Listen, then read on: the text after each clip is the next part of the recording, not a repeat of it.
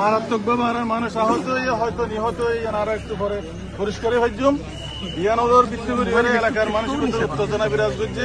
এবং সকাল হইতে মানুষ রাস্তার লাইনে ব্যারিকেড সৃষ্টি করছে ইত্যাদির ফলে প্রশাসন আসছে আর্মির অফিসার অকল আসছে এবং অফিসার অকল আয়ানোর বাদে কিছুক্ষণ আগে আর সাবেক এমপি জনাব শাহজাহান চৌধুরী এবং আয়সহ আর্মি অফিসার অকল আরো বসছি ইতারা লেখেন সন্তোষজনক আলাপ আলোচনা ইয়ানুল্লে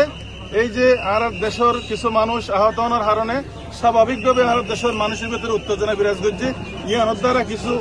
ছোটখাটো ঘটনা হইয়ে আর অনুরোধ করছি যে এই ঘটনার পরিপ্রেক্ষিতে আর স্থানীয় হন মানুষের বিরুদ্ধে হন মামলা এবং হন প্রকার হ্যারাসমেন্ট যাতে নগরে আর অনুরোধ করছি তারা একমত হয়ে 2 নম্বর হইলে সীমান্ত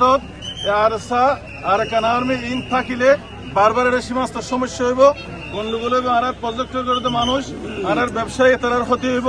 আর অনুরোধ করছি যে সীমান্তের মাঝে এ ধরনের বিচ্ছিন্নতাবাদী হনিকারে যাতে নরাকি যাতে ফ্রি করে দে ইয়ানোর ব্যাপারেও প্রশাসন বা আর্মি প্রশাসন আর একমত হয়ে ইয়ানো আর আশ্বাস দিয়ে তো তারা অনুরোধ করছে যে যেহেতু এই বিষয় ইনলের যথেষ্ট পরিমাণ তারা তো হাজ করা করেন ইতারা যাদের স্বাচ্ছন্দ্যে হাজ করিতে পারে আর স্থানীয় বা একটু যারা আছে আর যার মতো করে আর যাইবে তারা সুযোগ করে দিও তারার মতো করে আর জানমাল নিরাপত্তা ইতারার মতো করে যাতে হাজ করিতে পারে আল্লাহ আর সুযোগ সৃষ্টি করে দিব আল্লাহ আর তারা অনুরোধ করছে আর বড় ভাই শাহজাহান চৌধুরীর মতে আসছি তাই আপনার কাছে একটা প্রশ্ন আছে ওনার কাছে করে নিব আমরা যেটা হচ্ছে যে সীমান্তের যে আর কোন ধরনের গুলি যেন বাংলাদেশের সীমান্তে না আসে এটা নিয়ে বিজিবির পক্ষ থেকে কি বলা হয়েছে আপনাদেরকে কি বলছে জনপ্রতিনিধি হিসাবে ওনারা কি বলছে ওনারা বলছে যে এখানে যদি কোনো গন্ডগোল না থাকে যেটা আরসার সাথে যে গন্ডগোলটা হচ্ছে ওটা না থাকলে তো ওদের কাছ থেকে বাংলাদেশে গুলি আসার কথা নয়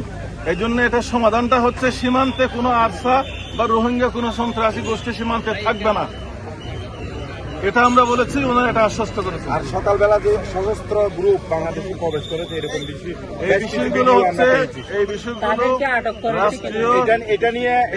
নিরাপত্তা জাতীয় নির্বাচন এই বিষয় নিরাপত্তা বিঘ্নিত হবে কিনা এই বিষয়গুলো জাতীয় নিরাপত্তার বিষয় এগুলো নিয়ে সেনাবাহিনী বিজিবি এগুলো নিয়ে কাজ করতেছে অলরেডি ওকে ধন্যবাদ আমরা দাদার কাছে আছি বলেন সবাই বিষয়টা আপনারা সকলেই অবগত আছেন।